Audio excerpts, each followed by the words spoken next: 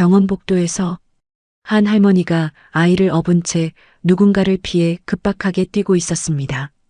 70살 된 할머니가 숨이 턱까지 차오르는데도 멈추지 않고 달려 숨을 만한 곳을 찾고 있었어요.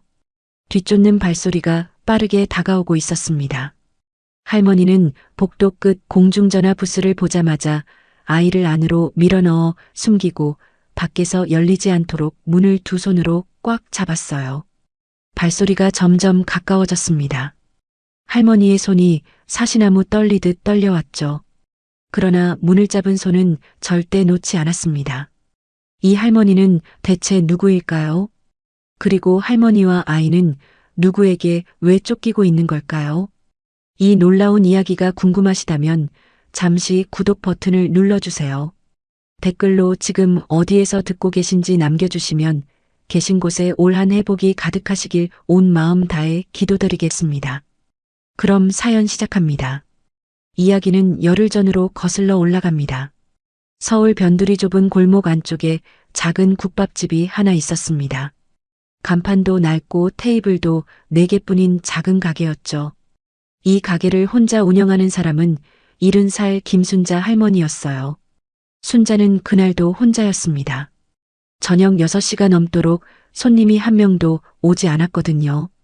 순자는 가스불 앞에 서서 아무도 찾아주지 않는 국물을 혼자 젓고 있었습니다. 허리가 아팠어요. 다리도 무거웠습니다. 그래도 혹시 손님이 오지 않을까 하는 마음에 가스불은 끄지 않고 정성스레 육수를 만들었어요. 순자의 남편은 지병으로 세상을 떠났습니다. 자식도 없는 순자에게 이 국밥집은 순자의 전부였습니다. 특별히 장사가 잘 되는 날은 없었지만 그렇다고 문을 닫을 수도 없었습니다. 가게 문을 닫으면 하루 종일 아무하고도 말 한마디 못하고 하루가 저물어가는 날이 허다했지요. 저녁 7시가 넘자 순자는 결국 가스불을 줄이기 시작했습니다. 오늘도 손님 없이 하루가 끝나는 날이라고 생각했어요. 앞치마를 벗고 가게 문을 닫으려고 문 쪽으로 걸어가던 순간이었습니다. 쿵! 문 바로 앞에서 뭔가 떨어지는 둔탁한 소리가 났습니다. 순자가 문을 열었을 때 가게 앞에 남자아이가 쓰러져 있었습니다. 7살쯤 되어 보이는 남자아이였죠. 무릎이 긁혀 있었고 팔에도 상처가 나 있었습니다. 얼굴은 창백했고 숨이 가쁘고 의식이 흐릿해 보였습니다. 순자가 얼른 무릎을 꿇고 아이 곁에 앉았습니다. 그때 아이가 순자의 소매를 잡았습니다. 작고 차가운 손이었어요. 아이가 힘겹게 입을 열고 말했습니다. 저 좀 숨겨주세요. 부탁드립니다. 그 말이 끝나기도 전에 골목 끝쪽에서 손전등 불빛이 보였습니다. 여러 사람들의 발소리가 가까워지고 있었습니다. 다급한 목소리도 들렸죠. 이쪽이야, 빨리. 순자는 생각할 틈이 없었습니다. 몸이 먼저 움직였습니다.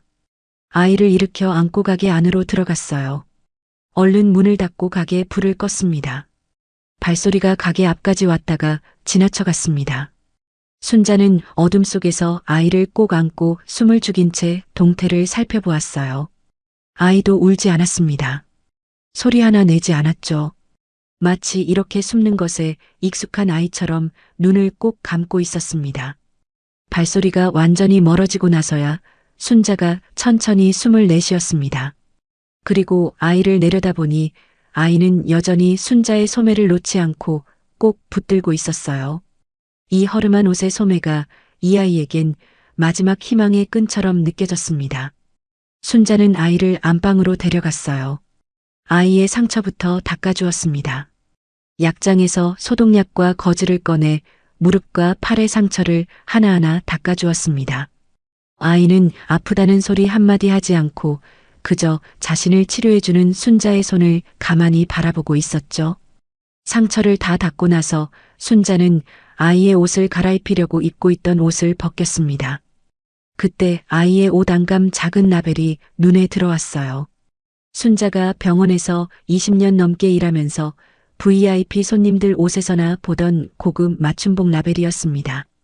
동네 아이들 옷에서는 절대 본 적 없는 것이었죠. 순자는 아무 말하지 않고 라벨을 한번 만져보았습니다. 그리고 아이에게 다른 옷을 입혔습니다.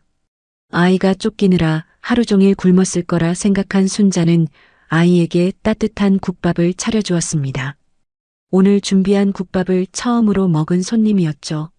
아이는 숟가락을 들기 전에 순자를 한번 바라보더니 조용히 인사했습니다. 도움 주셔서 감사합니다, 사장님. 7살짜리 아이 입에서 나온 말이라고 하기에는 너무 깍듯한 말투였습니다. 그냥 평범하게 자란 아이라면 나올 수 없는 말이었습니다. 순자는 속으로 생각했어요. 이 아이 보통 가정의 아이가 아닌 것 같다. 그날 밤 순자는 아이를 안방 자신의 방에서 재웠습니다. 자신은 부엌 바닥에 앉아 오랜 시간 생각했습니다. 이 아이를 도와주고 집으로 들인 순간부터 자신도 위험해질 수 있다는 것을 느낌으로 알고 있었습니다. 그러나 이미 엎질러진 물이었습니다. 이미 도움을 준 이상 이 아이를 지켜주고 싶었어요. 다음 날 아침이었습니다. 순자가 국밥 육수를 끓이려고 올려놓고 TV를 켜자 뉴스가 흘러나왔습니다. 이성준 그룹 회장 부부가 어젯밤 교통사고로 현장에서 숨졌습니다. 두 분의 외아들 7살밖에 안 된 어린 이준서 군은 현재 행방을 알 수 없는 상태입니다. 작은 아버지인 이태준 부회장이 직접 조카 수색에 나섰다고 밝혔습니다. 순자는 육수를 우리다가 국자를 든 채 그 자리에 굳어버렸습니다. 아이가 자고 있는 안방 쪽을 바라보았습니다. 이불을 덮고 새근새근 깊은 잠을 자고 있었습니다. 어젯밤에 그렇게 겁에 질려 있던 아이가 이제야 마음 편히 자고 있는 것이었어요. 순자는 천천히 고개를 돌려 다시 육수 국물을 저었습니다. 뉴스를 본 후 생각이 많아지고 손도 조금 떨렸습니다. 뉴스를 본 후 이틀이 지난 어느 날 골목 입구에 검은 차 2대가 나란히 섰습니다. 차에서 내린 사람은 깔끔한 정장을 입은 남자로 45살쯤 되어 보였습니다. 차가운 눈빛에 걸음걸이가 반듯했습니다. 그 뒤로 체격이 좋은 부하 직원들이 차에서 따라 내렸습니다. 그 남자가 아이의 작은아버지 이태준이었습니다. 뉴스에서 조카를 걱정하며 꼭 찾겠다고 나선 사람이었죠. 이태준의 오른팔인 이재호가 먼저 움직였습니다. 40살의 이재호는 경찰 출신답게 동네 가게들을 빠르게 훑기 시작했습니다. 순자네 국밥집에도 물론 들어왔습니다. 들어오자마자 순자에게 사진 한 장을 내밀었습니다. 사진 속 이 아이 혹시 못 봤습니까? 7살이고 키는 이 정도 됩니다. 순자는 뚝배기를 닦는 척하며 사진을 쓱 한번 보았습니다. 그리고 고개를 저었습니다. 글쎄요, 나는 못 봤어요. 이재호가 믿지 않는 눈치였지만 일단 가게 안을 한번 훑어보고는 나갔습니다. 잠시 뒤 이태준이 직접 국밥집 앞으로 찾아왔습니다. 국밥집 앞에 서서 순자를 내려다보며 말했습니다. 할머니 사진 속 아이는 제 조카입니다. 부모를 잃고 충격을 받아서 도망쳤어요. 제가 꼭 찾아야 합니다. 목소리는 부드러웠습니다. 진심으로 걱정하는 가족처럼 말했습니다. 그러나 순자는 그 눈을 보았습니다. 병원에서 20년을 일하다 보면 사람 눈을 읽는 법을 알게 됩니다. 걱정하는 사람의 눈과 무언가를 찾는 사람의 눈은 다릅니다. 이태준의 눈은 조카를 걱정하는 눈이 아니었습니다. 무언가를 반드시 손에 넣어야 하는 사람의 눈이었습니다. 순자는 젊은 시절 큰 대학병원 원무과에서 20년 넘게 일했습니다. 그것도 아무나 맡지 못하는 VIP 병동 담당이었어요. 재벌 회장, 국회의원, 유명 인사들이 입원하면 담당은 늘 순자였습니다. 그 사람들 비위를 맞추고 요구를 들어주는 게 보통 일이 아니었어요. 말 한마디 잘못하면 병원 전체가 뒤집어지는 일도 있었으니까요. 그 중에서도 순자가 가장 잘한 건 따로 있었습니다. 아무리 거칠고 까다로운 민원도 순자 손을 거치면 조용히 해결됐어요. 병원장도 손 못 대는 사람을 순자가 단 몇 마디로 돌려보냈다는 말이 병원 안에서 돌 정도였습니다. 비결은 간단했어요. 사람 눈을 읽는 것이었습니다. 저 사람이 지금 진짜 화가 난 건지 아니면 다른 걸 원하는 건지를 순자는 눈만 봐도 알았어요. 그 눈으로 이태준을 봤습니다. 순자는 허리를 가볍게 숙이며 말했습니다. 저는 못 봤습니다. 이태준이 한 번 더 골목을 훑어보고는 돌아섰습니다. 순자는 가게로 들어가는 척 숨어서 이태준과 그의 오른팔 이재호가 나누는 대화를 듣고 말았습니다. 반드시 찾아. 그놈 못 찾으면 주기로 한 보너스 없을 줄 알아. 준서가 없어져야 내가 회장이 될 수 있고 그래야 너도 지금보다 더 승승장구할 수 있는 거 잊지 마. 순자는 등줄기에서 식은땀이 흐르는 걸 느꼈습니다. 사람의 입에서 나올 수 없는 말 같았어요. 준서가 작은아버지 일당에게 들키지 않도록 방법을 생각해내야 했습니다. 그날 밤 순자는 준서를 불러서 앞에 앉혔습니다. 그리고 장롱 깊숙이 넣어두었던 가방을 꺼냈습니다. 가방 안에는 여자아이용 단발머리 가발과 꽃무늬 치마가 들어 있었습니다. 몇 해 전 조카 딸 생일 선물로 샀다가 미쳐주지 못하고 두었던 것이었습니다. 순자가 준서 머리에 가발을 씌웠습니다. 치마도 입혔어요. 그리고는 한 발 물러서서 바라보았습니다. 누가 봐도 동네 여자아이 같아 보였습니다. 준서가 치마를 내려다보며 입을 삐죽거렸습니다. 순자가 단호하게 말했습니다. 밖에 나갈 때는 무조건 이걸로 입는 거야. 널 찾으려고 사람들이 돌아다니고 있어. 위험하니까 당분간은 이렇게 다녀야 해. 알겠어? 준서가 마지못해 고개를 끄덕였습니다. 순자는 그제야 조금 마음이 좀 놓였습니다. 그러나 그것이 전부가 아니라는 것도 알고 있었습니다. 저 사람들은 준서를 찾을 때까지 수색을 멈추지 않을 것임을 알고 있었거든요. 순자는 아궁이 앞에 앉아 오래도록 생각했습니다. 이 아이를 지키려면 한 번의 실수도 있어서는 안 되었습니다. 사흘째 되던 밤이었어요. 순자가 부엌에서 설거지를 하고 있는데 안방에서 끙끙 앓는 소리가 들렸어요. 방으로 가보니 준서가 이불을 걷어차고 누워 있었는데 얼굴이 빨갛게 달아오르고 있었죠. 이마에 손을 대보니 불덩이였습니다. 순자는 얼른 약통을 열어서 해열제를 꺼내 먹였지만 1시간이 지나도 열이 내려가질 않았어요. 준서의 얼굴이 점점 더 빨개졌고 숨도 점점 가빠졌죠. 더 기다렸다가는 준서가 큰일 날 것 같았어요. 순자는 결단을 내려야 했어요. 빨리 응급실에 가야 했습니다. 순자는 준서를 등에 들쳐업고 병원으로 출발했어요. 70살 나이에 7살 아이를 업고 뛰는 게 쉬운 일이 아니었지만 순자는 있는 힘껏 달렸습니다. 준서에게 가발을 씌우는 것도 잊지 않았죠. 평소 다니던 병원은 안 됐어요. 너무 가까웠거든요. 혹시 준서를 찾는 사람들이 있을지 몰라 순자는 택시를 타고 반대편 동네에 있는 작은 병원으로 갔어요. 접수를 하는데 직원이 물었어요. 아이 이름하고 주민번호요. 순자는 망설임 없이 대답했어요. 김민희예요. 주민번호는 아직 정리가 안 됐어요. 집안 사정이 좀 복잡해서요. 직원이 잠깐 순자를 바라보다가 접수를 해줬습니다. 다행히 진료가 시작됐죠. 의사가 주사를 놓고 약을 처방해줬어요. 순자는 진료가 끝난 후 준서를 업고 병원 복도로 나왔습니다. 그때였어요. 병원 유리문 너머로 한 남자가 보였어요. 병원 앞을 지나가다 유리창 안을 들여다보는 것이었죠. 순자는 그 얼굴을 알아봤어요. 준서를 찾던 작은아빠의 오른팔 이재호였어요. 남자는 병원 안쪽을 보더니 갑자기 발걸음을 멈췄어요. 그리고는 핸드폰을 꺼내 들었습니다. 남자가 병원 복도 쪽을 걸어오자 순자는 복도 끝 공중전화 부스 안으로 준서를 들어가게 한 후 안에서 공중전화 박스의 손잡이를 움켜쥐고 있었어요. 다행히 밖에서는 부스 안을 볼 수 없었기에 순자는 남자가 지나가기를 기다리다 남자가 복도를 꺾어서 돌아선 순간 준서를 다시 업고 나와 지나가는 간호사에게 조용히 다가가 물었어요. 여기 뒷문 있어요? 간호사가 의아한 표정으로 복도 끝을 손가락으로 가리켰어요. 순자는 준서를 다시 등에 업었어요. 그리고 뒷문을 열고 밖으로 나갔죠. 어두운 골목이었어요.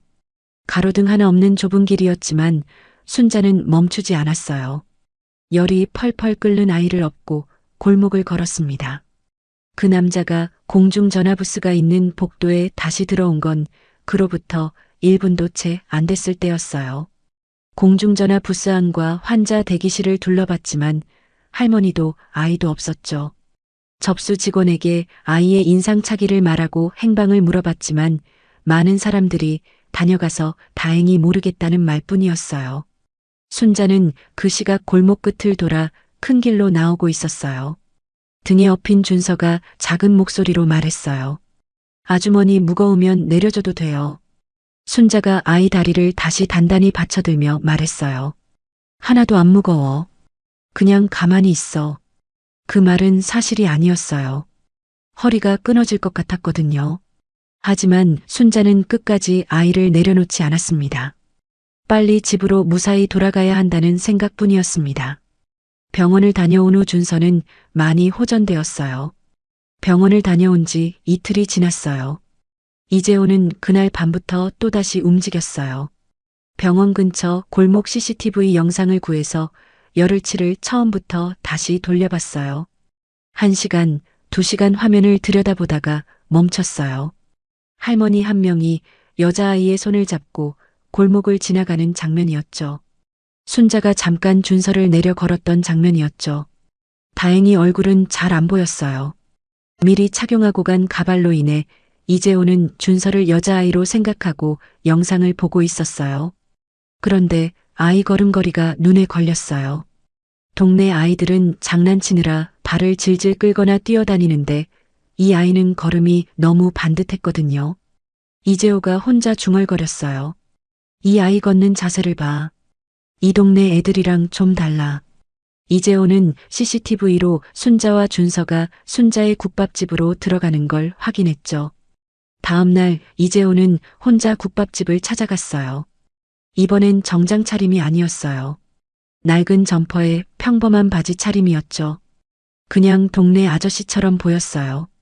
국밥 한 그릇을 시켰어요. 순자가 뚝배기를 내려놓았어요. 이재호가 숟가락을 들면서 천천히 말을 걸었어요. 할머니 여기 오래 하셨어요? 20년 됐어요. 손자나 손녀도 있으세요? 하나 있죠. 이재호가 국밥을 먹으면서 가게 안을 천천히 살폈어요. 그러다 신발장 옆에서 눈이 멈췄어요. 작은 운동화 한 켤레가 놓여 있었는데 고급 브랜드의 신발이었죠. 허름한 국밥집의 손자가 신기에는 너무 고급 브랜드의 운동화였습니다. 바로 그 순간이었어요. 부엌 안쪽에서 뚝배기 하나가 바닥에 굴러떨어지며 쨍그랑 소리가 났어요. 이재호가 고개를 돌려 의심스럽게 쳐다보며 물었습니다. 거기 뒤에 누구 있어요? 순자가 앞치마를 닦으며 아무렇지 않게 대답했어요. 고양이요. 어제부터 들어와서 못 내보내고 있어요. 이재호가 부엌 쪽을 바라봤어요. 순자도 이재호를 바라봤어요. 아무 소리도 나지 않았어요. 잠깐의 침묵이었는데 순자한테는 엄청나게 긴 시간처럼 느껴졌습니다. 그때 옆가게 아주머니가 문을 열고 들어왔어요. 순자 씨, 오늘 못 끓였어? 냄새가 너무 좋다.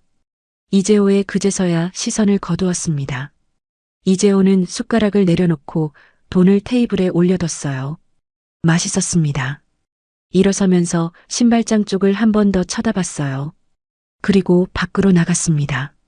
순자는 옆가게 아주머니한테 웃어 보이며 국밥을 퍼줬어요. 손이 조금 떨렸지만 다행히 들키지 않았습니다. 이재호가 골목을 완전히 벗어난 걸 확인하고 나서야 순자는 부엌으로 들어갔어요. 준서가 바닥에 쪼그려 앉아 뚝배기를 두 손으로 꼭 붙잡은 채 숨을 참고 있었어요. 순자가 아이를 잡아당기며 속삭였어요. 잘했어. 그 사람 이제 갔다. 그날 밤 순자는 준서의 고급 운동화를 비닐봉지에 담았어요. 그리고 새 블록 떨어진 쓰레기통에 갖다 버렸죠. 돌아오는 길에 순자는 하늘을 한번 올려다봤어요. 별이 없는 흐린 밤이었습니다. 순자는 아무 말 없이 가게로 돌아왔습니다. 오늘은 무사히 넘겼지만 내일은 또 어떻게 될지 알 수 없었거든요. 그날 밤이었어요. 순자는 불을 끄고 준서 옆에 누웠습니다. 아이가 잠들었나 싶었는데 그게 아니었어요. 준서는 천장을 바라보며 눈을 뜨고 있었어요. 한참 동안 아무 말이 없었죠. 그러다 준서가 입을 열었습니다. 아주머니, 저 집에 가면 작은 아빠가 죽일 수도 있어요. 순자가 눈을 떴어요. 아무 말도 하지 않고 준서를 바라봤습니다. 준서가 천천히 말하기 시작했어요. 목소리가 작았지만 또렷했어요. 사고가 나기 전날 밤이었대요. 아빠가 전화를 받았는데 얼굴이 갑자기 굳어버렸다고 했어요. 전화를 끊고 나서 엄마한테 말했죠. 태준이야. 그 말을 하는 아빠 표정이 공포에 질린 것처럼 보였다고 했어요. 준서는 이불 속에서 그 장면을 다 봤다고 했습니다. 다음 날 아침 아빠랑 엄마가 차를 타고 나갔어요. 그리고 돌아오지 않았다고 했습니다. 그리곤 작은아빠 태준이 준서를 데리러 왔어요. 어디론가 데려가는 차 안이었어요. 준서는 뒷좌석에 앉아 있었는데 앞자리에서 어른들이 속삭이듯 나누는 말이 들렸습니다. 애까지 처리하면 끝이에요. 준서는 그 말이 자기 얘기라는 걸 느낌으로 알았어요. 심장이 너무 빨리 뛰었지만 울지 않았어요. 차가 신호에 걸려 멈추는 순간 문을 열고 뛰어내렸어요. 그냥 무조건 뛰었어요. 어디로 가야 하는지도 몰랐어요. 앞만 보고 달리다가 넘어지기를 수없이 반복하다 무릎과 몸에 상처가 생긴 거였어요. 그렇게 달리다 쓰러진 곳이 순자의 국밥집 앞이었던 거예요. 순자는 한동안 말이 없었어요. 그리고 천천히 손을 뻗어 아이 이불을 여며줬어요. 잘했어. 혼자 도망칠 때 얼마나 무서웠어. 준서가 순자의 손을 꼭 잡아주었습니다. 아주머니는 왜 저를 도와주세요? 순자가 잠깐 생각하다가 대답했어요. 국밥집 하는 사람이 배고픈 사람 그냥 지나치면 안 되니까. 준서가 더는 묻지 않았어요. 잠시 뒤 아이 숨소리가 고르게 바뀌었어요. 잠이 든 거였어요. 순자는 자리에서 조용히 일어났습니다. 부엌으로 나가 불도 켜지 않고 식탁 앞에 앉았어요. 어두운 부엌에서 한참을 그렇게 앉아 있었죠. 이 아이를 여기 계속 둘 수는 없었습니다. 저 사람들은 포기하지 않을 거였어요. 언제까지 버틸 수 있을지 알 수 없었죠. 혼자 힘으로는 안 됐어요. 누군가의 도움이 필요했어요. 순자는 자리에서 일어나 안방 장롱 맨 아래 칸을 열었습니다. 낡은 수첩이 하나 나왔어요. 병원에서 일하던 시절에 쓰던 수첩이었습니다. 손때가 묻어 표지가 달아 있었죠. 순자가 천천히 수첩을 넘겼어요. 맨 마지막 줄에 이름 하나가 적혀 있었습니다. 박민준 변호사. 순자는 수첩을 식탁 위에 올려놓고 내일 새벽을 기다렸어요. 해가 뜨기도 전 순자는 새벽 5시에 일어나 세 블록 떨어진 공중전화 부스로 걸어갔습니다. 가게 전화는 혹시 몰라서 쓰지 않았습니다. 누가 알면 안 됐거든요. 수첩을 꺼내 번호를 눌렀어요. 신호가 여러 번 갔다. 받지 않으려나 싶을 때 목소리가 들렸어요. 여보세요. 나야 순자. 오랜만이야. 전화기 너머로 잠깐 침묵이 흘렀다. 순자 씨? 이 시간에 무슨 일이에요? 급하게 부탁이 하나 있어. 직접 만나서 얘기해야 해. 박민주는 더 묻지 않았고 바로 며칠 뒤 찾아오겠다고 했습니다. 순자는 전화를 끊고 부스 밖으로 나왔어요. 새벽바람이 찼지만 순자는 잠깐 서서 하늘을 올려다보면서 생각에 잠겼다가 가게로 돌아왔습니다. 그날부터 사흘 동안 순자와 준서 사이에는 조금씩 달라지는 것들이 생겼습니다. 첫째 날 저녁 준서가 밥을 먹고 나서 아무 말 없이 자기 그릇을 들고 싱크대에 갖다 놨습니다. 순자가 시킨 것도 아니었어요. 준서가 돌아보며 물었습니다. 이렇게 하는 거죠? 순자가 말없이 고개를 끄덕였어요.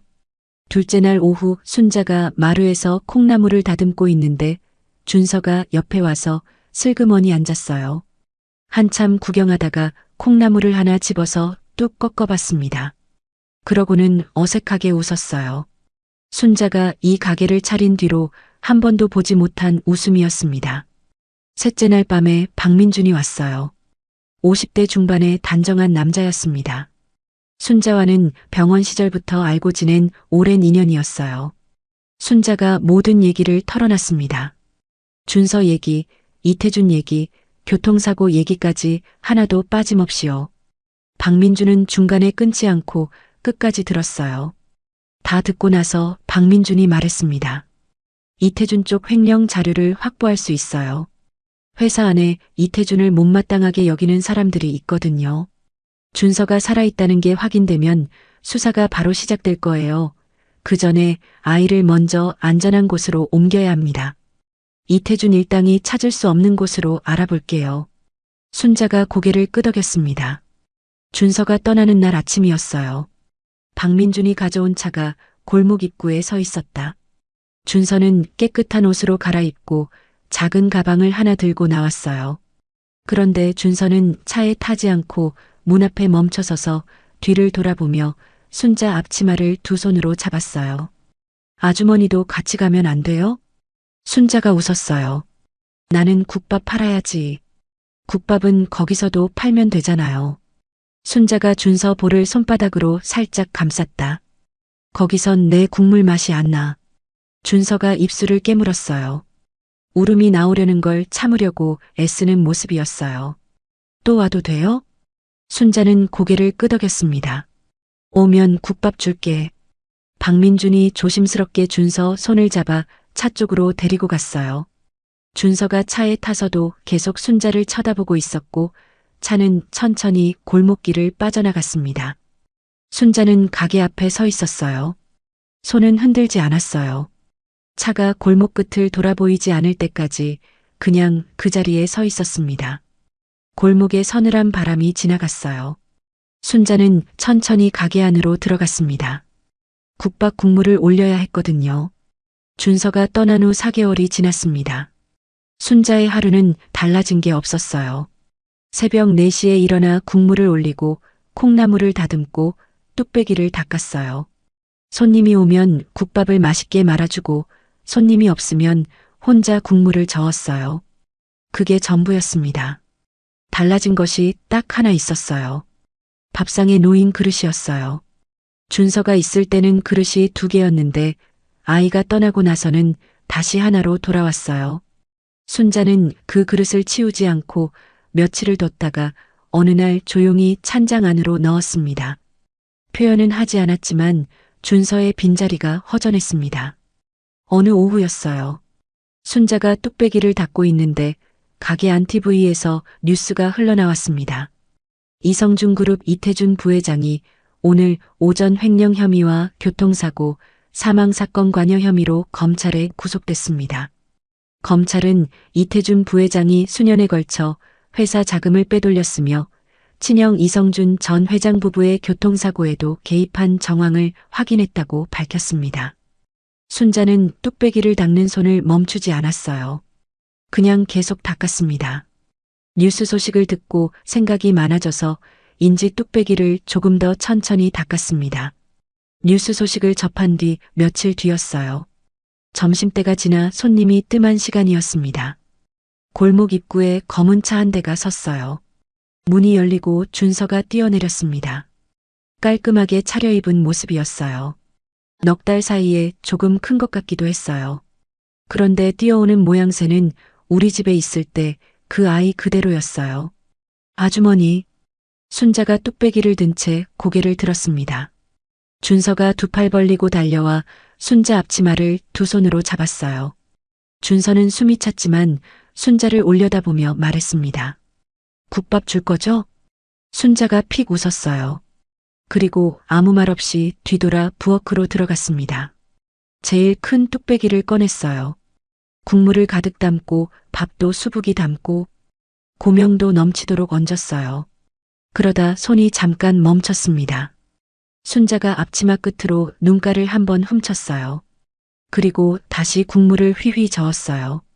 뚝배기를 들고 나가보니 준서가 구석 자리에 앉아 있었습니다. 순자가 늘 앉던 바로 그 자리였어요. 처음 왔을 때는 몰랐을 텐데 넉 달 사이에 어느새 알게 된 거였습니다. 순자가 뚝배기를 아이 앞에 내려놨어요. 뜨거우니까 천천히 먹어. 준서가 숟가락을 들고 한 입 떠먹더니 고개를 들었어요. 역시 여기 국밥이 제일 맛있어요. 순자는 대답하지 않았습니다. 그냥 맞은편 의자를 끌어당겨 앉았어요. 그리고 아이가 국밥을 다 먹을 때까지 아무 말 없이 바라봤죠. 골목 안으로 오후 햇살이 길게 들어왔습니다. 국밥집은 오늘도 조용했어요. 순자는 아무 말 없이 준서가 국밥을 먹는 걸 바라봤습니다. 한참 뒤에 준서가 그릇을 두 손으로 감싸주며 말했어요. 아주머니, 여기 오면 배도 부르고 마음도 부르고 그래요. 순자는 대답하지 않았습니다. 그냥 자리에서 일어나 부엌으로 들어갔어요. 그리고 국물을 한 번 더 저었습니다. 눈가가 조금 뜨거웠지만 준서는 보지 못했어요. 오늘 이야기는 여기까지입니다. 순자는 아무것도 바라지 않았어요. 그냥 쓰러진 아이를 지나치지 못한 거였어요. 딱 그뿐이었죠. 그런데 그 마음 하나가 한 아이의 목숨을 살렸어요. 우리가 별것 아니라고 생각하는 작은 친절이 누군가에게는 전부가 될 수 있다는 걸 오늘 이야기가 말해주는 것 같아요. 여러분은 오늘 이야기를 들으시면서 어떤 마음이 드셨나요? 살면서 곁에 있어준 누군가가 떠오르셨나요? 댓글로 여러분의 이야기도 들려주시면 정말 좋겠어요. 오늘 이야기가 마음에 남으셨다면 좋아요와 구독 버튼 눌러주세요. 댓글로 지금 어디에서 듣고 계신지도 남겨주시면 계신 곳에 올 한 해 건강과 행복이 가득하길 온 마음 다해 기도드리겠습니다. 다음 이야기에서 뵙겠습니다. 감사합니다.